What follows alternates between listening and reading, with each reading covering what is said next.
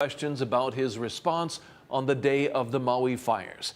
Since August 8th, Mayor Bissen, who's in his first year as a politician, has gotten a crash course on emergency management and public relations as he's faced criticism for communication lapses, and some have called for his resignation. He's been resisting calls for greater explanations, but we believe in this address he will talk about all those things and provide some answers. And as I go on and on here, I'm told we're having technical issues. So we're waiting for that, and we are going to just skip ahead and go to our Mahailani Richardson, who is live on Maui tonight with more on the winds that are reminding people of the fire risk. Mahia? That's right, Keahi. No fires today, but the windy and dusty hot conditions were really bringing up people's trauma from the Lahaina wildfire. In fact, in this very spot along Honoapi'ilani Highway near this beach in Lahaina, there was a huge dust devil. Let's take a look at that video.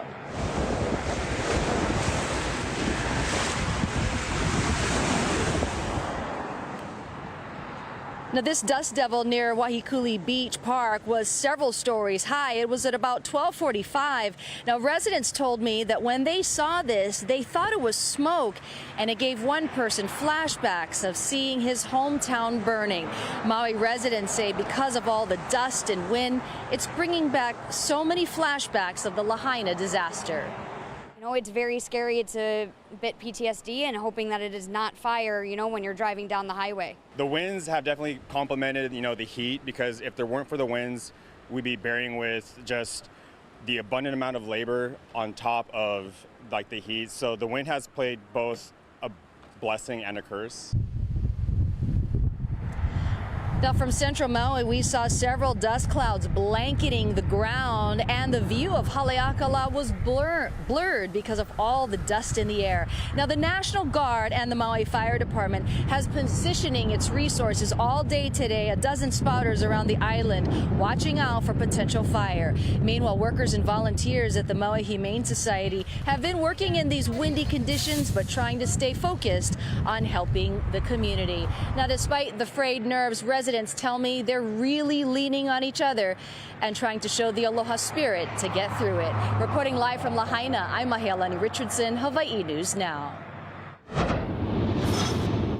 And it's a first alert weather day with all of the high winds earlier today, peaking with gusts up to 40 to 45 miles per hour. The red flag warning has been dropped, and we'll have this first alert weather day until 7 o'clock. Notice the winds coming down in speed, but still strong, 15 to 30 miles per hour. And then a few windward Amauka showers are picking up into the evening hours, which is great news. Things are going to be coming into the picture later tonight. All right, and we got the picture back from Maui Mayor Richard Bissen. Let's listen in. Environment. Following that, property owners and business owners will follow a process to gain access. I want to share that we are working towards a return to Lahaina phase for residents and businesses to enter the restricted zone area just as soon as it is safe to do so. Your safety is first and foremost. We will be launching next week a website designed specifically to give daily information on how to re-enter the Lahaina town area. This will give residents and business owners the ability to visit their property. It will also have information on personal safety requirements. There have also been concerns about the oversight of the county's Emergency Management Agency. Following the resignation of Herman Andaya, we introduced the public to our interim administrator, Daryl Oliveira. He brings with him extensive experience as a former fire chief and former head of Hawaii Island's Emergency Management Agency. His time overseeing the response and recovery following catastrophic Hurricane Izelle's impact to Hawaii Island will serve Maui County well. Daryl started this week after relocating from Hilo. My team and I have been deeply and heavily focused on response decisions and activities. In the past 24 days, I have not spent time looking back in detail and instead have put energy on day-to-day needs and supporting evolving response efforts. But I do want to clear up misinformation and misunderstandings about what occurred in the early days of this disaster. There has been a heightened interest in what my team and I were involved in. Due to the impending weather report, we held a meeting in the EOC on Monday, August 7th, and it was decided by MEMA that we should go to partial activation starting at 9 p.m. that evening. 2 MEMA staff were staying at the EOC until the next day. I was alerted by Maui Emergency Management Agency staff in the early hours of Tuesday, August 8th, that a wildfire was occurring in the upcountry area. And I reported to the county's Emergency Operating Center at around 6:30 a.m. I was aware that Herman Andaya, who at the time served as the administrator of the county's Emergency Management Agency, was on Oahu attending a scheduled emergency management meeting or conference with officials of Haima. I was also aware that Herman was in touch with his staff who were in the county's Emergency Operating Center, and that a plans and operations officer within an incident command structure was present from MEMA. Members of my team were also present in the EOC. The early hours of the disaster unfolded with our emergency responders facing conditions that were made extraordinarily difficult with high wind, falling debris, including utility poles, and a rapidly advancing wildfire. Updates from our police and firefighters were provided by radios carried by personnel dispatched to the EOC from the police and fire departments. I and key members of my staff, the managing director, chief of staff, and chief of communications and public affairs, remained at the EOC, some until the next morning. The severe gravity of the impact was not clear in the initial hours, as our firefighters and police on the ground placed all of their efforts and actions toward helping people in the affected areas. As the evening of the first day came, the horrific effects of the wildfire in Lahaina became apparent. At that time, the degree and magnitude was still unknown as the situation unfolded. I had learned that there were many of our own emergency crews battling conditions and working to help our community in the midst of the crisis, who themselves had lost their homes, and prayed that their own families were safe. And those are individuals that were working in the EOC at the time, not in the field. I became aware of fatalities on the morning of August 9th, which I shared with the Lieutenant Governor's team. The realization that we had lost lives was devastating. There are no words that can adequately describe the depth of sadness and the shock of realizing lives had been lost. It was difficult to fathom the magnitude of the destruction at that time. On the evening of the fires on August 8th, I instructed our Corporation Council attorneys to complete an emergency proclamation, which I signed at around 8 p.m. that night.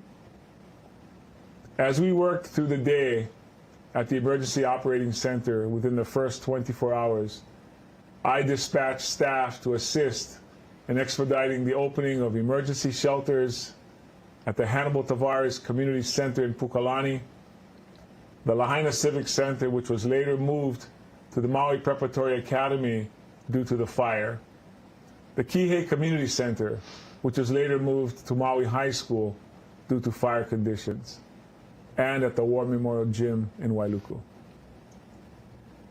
In the first 48 hours, members of my staff launched distribution hubs in West Maui, where an estimated 70,000 pounds of food, water, and supplies were brought in for immediate relief. That supplemented the tremendous work our community did on their own as well to immediately help where help was needed. hundreds of volunteers stepped forward daily within the first 20 days of the disaster. Well over 3 million pounds of water, food, and supplies have reached the West Maui and upcountry impacted areas. Within 72 hours, the county began 2 days of delivering fuel to Lahaina until Ohana Fuels could reopen. While it could not meet the high demand for fuel, it was an immediate response that the county could provide. In the days that followed, and with the kindness of so many community-led efforts that came forward, support for those affected in both the upcountry and West Maui areas began to pour in. As of this week, the county, in partnership with Hawaii Food Service Alliance, mobilized and delivered 3 million pounds of food and supplies to those in need in the upcountry and West Maui areas. This effort, paired with an extraordinary community effort, provided much needed relief. Whether it came from an individual kindly offering a bag of groceries paid for with their own money or large-scale efforts, every donation has mattered. Community-led hubs that we saw springing up in neighborhoods, parks, businesses, and nonprofits across Maui came to life, giving relief and care to anyone and everyone in need. Our state and federal governments are providing tremendous amounts of support, and our local community, businesses, and organizations have been the soul of our dark days. Our council members, Tamara Paulton and Yukile Sugimura, have been at the front lines of resources and support since day one. We have the unwavering support of President Biden and his cabinet, Governor Green and his cabinet, Lieutenant Governor Sylvia Luke, our congressional delegation, and our state legislators as we make our way to recovery. Our primary focus has been and will continue to be providing support and relief to those affected. What will come at a later time will be a thorough review of the disaster that the county will certainly cooperate with and be participating in. In the weeks ahead, and for the long journey we will face together, my team and I will do everything in our power to support the families who have lost loved ones and leverage all we can to bring support and help to our island. Many of you on the Lahaina side know my mom, Edna Nakoa Bissen. She worked at the Pioneer Inn for 17 years with who became her second family. Uncle John Delatorre, Uncle Sam Puhala, Auntie Katie Nahina, Ardell Kaupuiki, Joan Lake Farron, Auntie Harumi. Those were the people that we grew up with from Lahaina. Many of you know we are not from Lahaina, but our Kukahiko family is. We are not of the west side, but our Nakoa Ohana is. And so we grieve along with you. As a son of Maui, with Ohana also affected by this tragedy, I want to assure you that we all champion our community's interests, our historical significance, and our cultural heritage.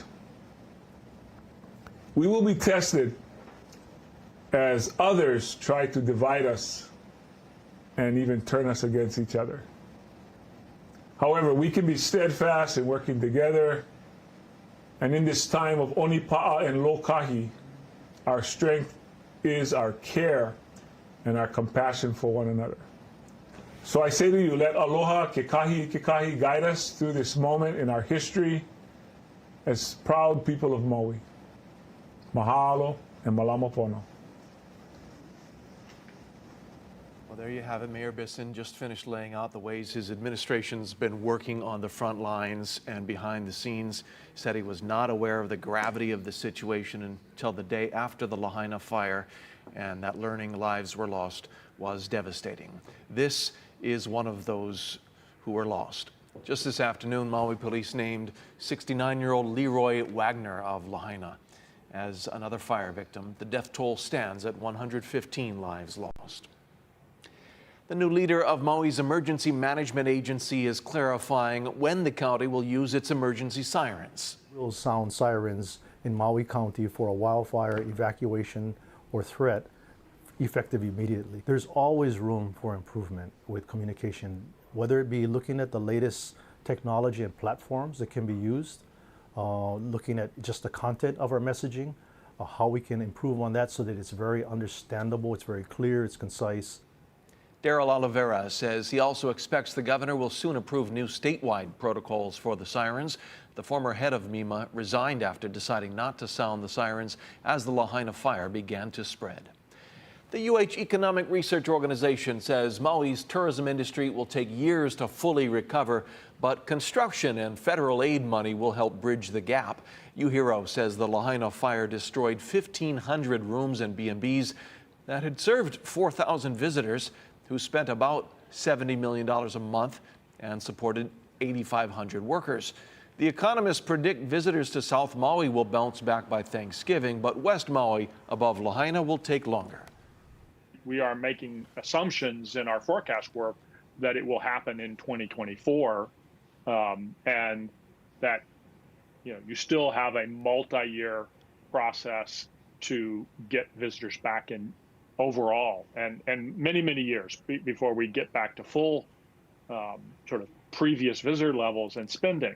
UHERO also predicts it could be a year before any reconstruction begins in Lahaina, but once it does, that construction will pump money into the community along with the ongoing federal aid. We often joke when we drive in Lahaina. It's like a little Manila. Still ahead, unique insight from Maui's Filipino community on what needs to happen in Lahaina.